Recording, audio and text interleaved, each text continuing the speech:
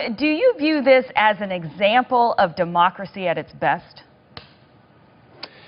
Yes, I actually do. If you're looking for the gold standard in how self-determination should be expressed by a people, I think the Scottish example sets the bar.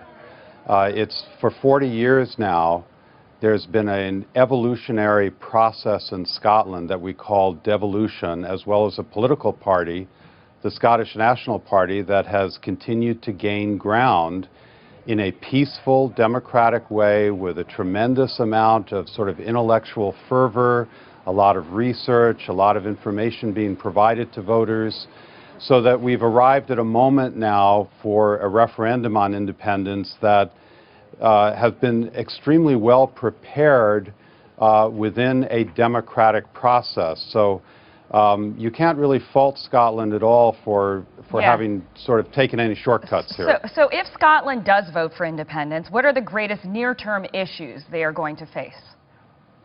Well, of course, the first is the economy, and there's a tremendous debate about that. But I think one of the things that is missing in that debate is that the negative predictions about a breakup of the United Kingdom and how that might be damaging to the Scottish economy, first of all, are countered by many economists who predict otherwise, as usual. And then secondly, they seem to ignore that there will be a negotiating process for 18 months after this vote, if there's a yes vote. And it will actually be in the interest of London to negotiate cooperatively, because they'll want a strong Scottish economy along with a strong British economy joined together ultimately in the long term for the prosperity of both countries. It makes no sense for the British negotiators to go into those negotiations with the intention of ditching the Scottish economy. That's of no long-term benefit to the English. Having been vested in this, sir, since you wrote your senior thesis at Harvard on Scotland, do you have a prediction for how this turns out? Well, I think, you know, the ground game has been so impressive with respect to the yes vote and the enthusiasm of so many voters for it, as well as this preparatory period.